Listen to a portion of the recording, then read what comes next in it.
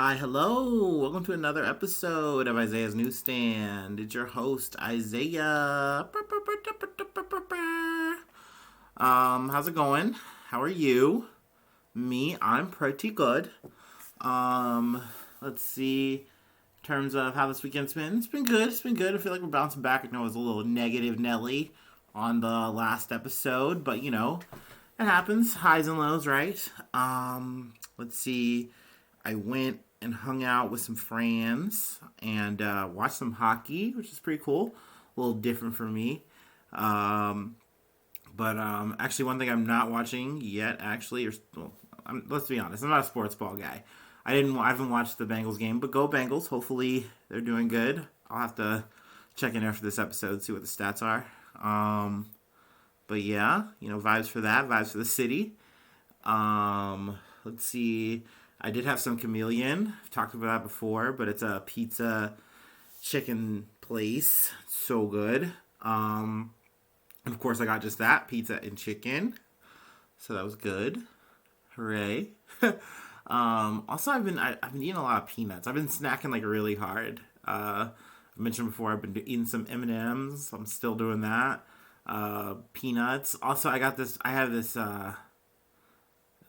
secret. It's not secret. I'm proud of it. I have no shame, but I eat the shell. I eat the shell of my peanuts. I'm not gonna lie. I'm gonna be 100 with you guys. But yeah, it has its own detriments. You know what I mean? If you know what I mean. But yeah, no, we're keeping it rolling. It's been a good day. Just been hanging out. Actually got the Hasanabi broadcast on Twitch right now on mute. That's what I like to do. Some behind the scenes for you right there. But yeah, we can get into some news. I feel like I got a good amount of things on the docket today, but we'll probably get to them pretty fast. My motor mouth. Let's see. The first thing we got is from AP News. Pittsburgh bridge collapses. Drops city bus into a ravine. So this was a pretty crazy event that popped off in the week. So like early Friday, people literally formed like a human chain to get people out of this bus. Luckily though, despite the damage to the bridge, and it like really looks gnarly if you go look it up, there was like, I think just 10 injuries. So 10 injuries, no damage other than just like property and cars and stuff like that. So that was good. But there was like a gas leak, so it's pretty spooky. Also, it was kind of a little bit of an, isn't it ironic? Just because Joe Biden was showing up, that day to promote his infrastructure thing. And I mean, of course, he flipped it into a situation, just like how they did when they came to Cincinnati over the bridge that we had that had the issues. I assume they're going to get to it and fix it and everything like that. But, it just sucks because it's like how little we got for that infrastructure part. We could have got more money for sure. And it would be more of, I feel like, active fixes. But I don't know. Maybe that's just me going off. But overall, it was good that, no one was killed or anything like that in this kind of situation. The bus driver, he had said, like, he kind of had a feeling just getting on the bridge that this was not good. This is not going to go well. Then everything started bouncing and going crazy. So, I mean, that's wild. Like, yeesh. But speaking of being on the road, we have some Canada. It's Canada. I'm sorry. On that note, I'm going to hit it.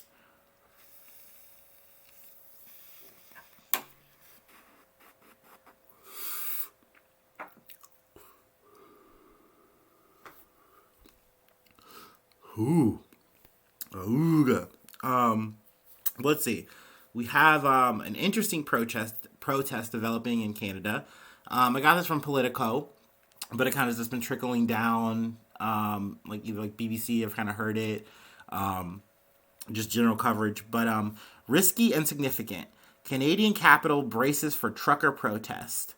So let's see. I believe the rally is called the Freedom Convoy. And essentially this was posted like the 28th. It's the 30th, so this is like 2 days ago. But essentially, this is like a big kind of thing. I believe it was talked about on Joe Rogan's podcast, talked about in the news. Tucker Carlson's been spewing about it. But essentially, like, numbers were spouted out as big as like 50,000, trucks and people are going to be coming out to Ottawa, Canada, and, protesting. And the leaders of the movement, I believe I have their names somewhere. I'm so good with names and stations. Let's see here. But essentially, yeah, here you go. Tamara Lich and Benjamin Dechter. They're the Convoy organizers. Together with others, they've come together and gotten about, I think they said over $7 million in support. But essentially, though, this convoy has been touted as a big number, a lot of big turnout. I believe as of today, though, that the number of actual turnout was like about 1,000, and these aren't actual towed trucks. And also, I should get into what they were protesting about. It's just COVID-19 related stuff. If you didn't get by the names and stuff I was mentioning on the way there. But essentially, this is COVID-related thing in terms of like crossing the border between the U.S. and Canada. Trudeau has issued a mandate where you have to have a test. You have to have a negative test to pass. And essentially, this is something that people are like, oh, that's crazy, we shouldn't have to do this. And then, of course, it's also kind of snowballed into people just being anti-vaccine, anti-mandate, and they're just kind of all kind of supposed to be rallying in Ottawa and causing a ruckus. And they've, like I said, the organizers have quote-unquote apologized for any potential damage. It's supposed to be a peaceful protest. We're not supposed to have any, craziness or whatever. We're just trying to, do our active right. And that part I do get, and I don't want to come here, even though I have my own personal beliefs. At the end of the day, you do have a right to protest. You do have a right to stand up for what you believe in. Just because I don't believe in being anti-vaccine and all that, just because I'm pro-it, that doesn't mean that, oh, you guys got to stay inside and do what the government says, period. No, you do have a right to voice your opinion. And I mean, obviously, they, through a GoFundMe, like I said, got $7 million, I believe is what it's been at, the total. So, I mean, that's crazy. I think this is one of those situations, I don't want to call these people grifters, the people who've organized it, but clearly this is probably going to be more than just this movement, whether or not this is big or not. This is kind of like a blip on the radar, but that money, I imagine, is going to get used for other things. So, we'll keep you posted if anything else pops off there. But speaking of popping off a little bit, got this from CNN Politics, but a Kansas woman led female ISIS battalion in Syria, prosecutors say. So essentially, an all-American woman from Kansas who allegedly joined ISIS and led an all-woman battalion in Syria has been arrested and charged by federal prosecutors with providing and conspiring to provide material support to a foreign terrorist organization. Her name is Allison Fluke-Ekren. She is 42 years old. Essentially, she was a kind of like part of a female sleeper cell, a woman sleeper cell, and she was planning on conducting attacks on malls in the United States, doing car bombs and stuff like that, and parking garages. So she was also in Syria tasked to train women and children to use AK-47s, grenades, suicide belts. So this started in 2016, and I guess she came to the States. Essentially, she's going to be held in court. I think her first appearance, yes, is going to be in Monday. So, I mean, this is just definitely going to be something. If there's any more details that kind of pop off here, I will keep you posted. But yeah, in the heart of Kansas, huh? And I mean, these kind of things get, caught and then brought up to attention to kind of show, hey, we're doing the thing, things are happening. I can see why these things make the media, but hey, I mean, it is kind of eye-catching that this does happen in our own backyard still. It is pretty crazy, and interesting. Life is both of those things, is it not? But let's see. Before I get too philosophical here, I got some Spotify news. Essentially, this is kind of the next two bumps. But Spotify loses $4 billion in market value after Neil Young controversy. Now, I got this from Datebook, but essentially this is kind of just news, once again, that's kind of been circulating. Neil Young, earlier this week, he put up a letter saying, like, hey, it's come down to it that it's me or the Joe Rogan podcast, because I can't deal with this misinformation. He put up this big letter, pretty much just saying it's come down to this. He didn't feel okay, and this kind of was in response to a episode that Spotify put up through the Joe Rogan Experience, where it was between Joe Rogan and Robert Malone, and he's just kind of going off, saying like, hey, I'm an expert in this vaccine. I was a part of creating it, yada, yada, yada. And because of this, I have my own opinions and thoughts, and I feel like this whole thing is not being handled well. It's handled incorrectly. And he just pretty much just goes off. And, of course, Joe Rogan just, lets him and says, okay, yeah.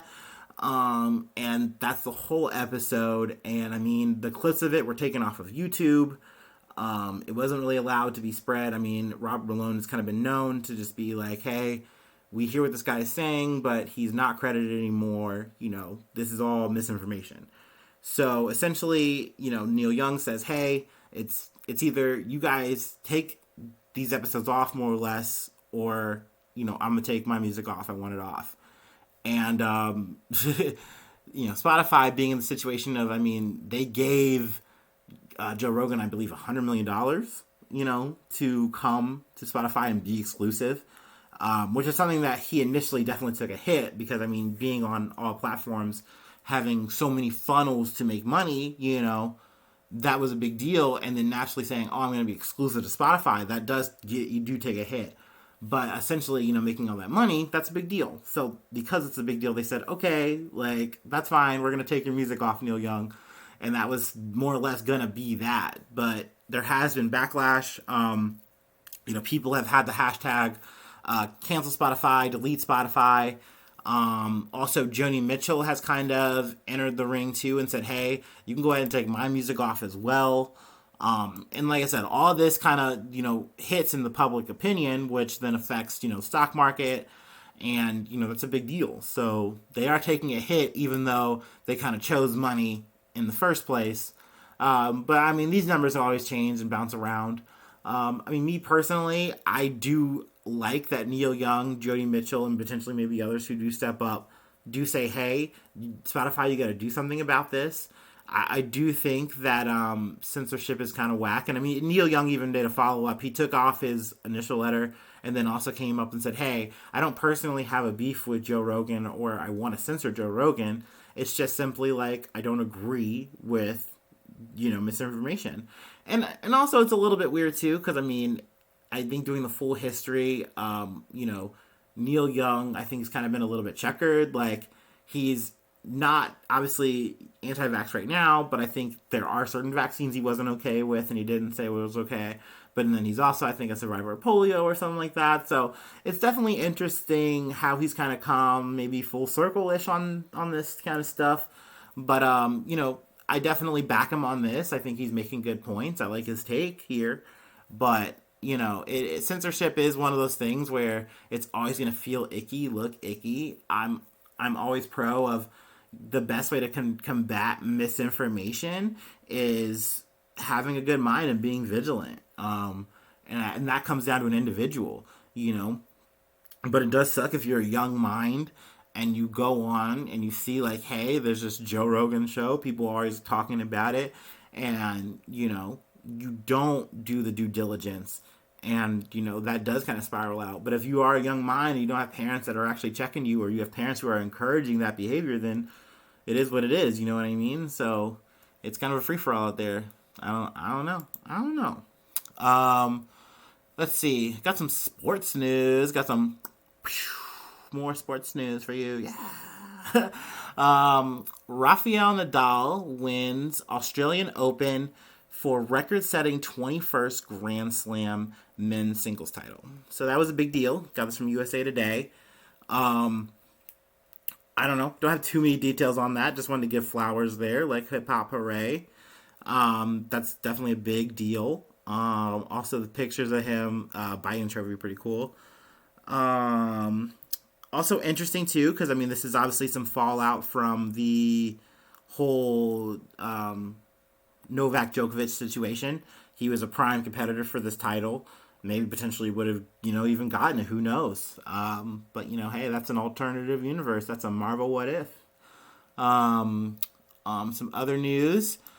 We say goodbye to Tom Brady after 22 seasons, 7 Super Bowl wins with the New England Patriots and the Tampa Bay Buccaneers. Tom Brady saying peace out. I know that's bittersweet for a lot of people in America. Me personally, like I said, once again, not a sports ball guy. I've had moments where I'm like, ugh, Tom Brady, sick of talking about this guy. So like, oh, cool, Tom Brady, So, hey, it's the end of an era, if you will. I think he is also walking away from like $5 million. Like he had a $20 million contract, I believe, or something like that with Tampa Bay. And I think he's, like I said, walking away from 5, leaving now. But I mean, hey, that's still a lot of money. Plus, I mean, his wife is making even more money. So, who cares, right? It is what it is. So, good for him. Flowers to him. Let's see. We got some Tiger King news. Tiger King Joe Exotic was resentenced to 21 years in prison. Essentially, federal judge, I got this from AP News. He was resentenced. I think they knocked a total of what's like a year off. Sadly, too, he is also diagnosed with prostate cancer, I believe. So there's that. It's going to probably be dealing with that now in prison. But essentially, they didn't let him go. Carol Baskin and her husband, pleaded that she still did not feel safe, if not even more so, because he's gotten more of a following and whatnot. So yeah, looks like our Tiger King is going to be in a cage still. I don't know if you guys watched that new season yet or not. I did, because I am a sucker for drama. And the Tigers are cool. Sadly, though, I feel like I said, the second season was kind of not as good, but it was still solid. I'm sure they're going to come up with more material, maybe not this year, but at some point.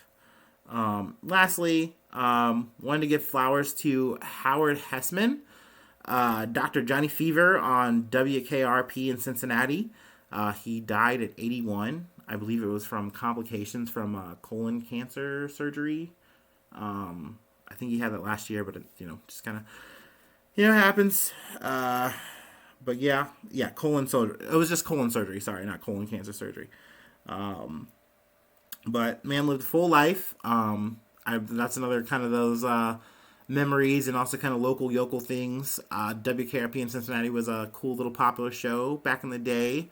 Even though I found out, my dad told me it was not filmed in Cincinnati, but about Cincinnati. And that's still cute to me. So yeah, shout out to that. Pretty much that's all we got for today, guys. Thanks for sticking around. Thanks for having me. As always, I'm going to go to shill mode. I got a Patreon. That's Isaiah News. So patreon.com/Isaiah News. If you'd like to join, I got a $5 bundle, little newsy bundle.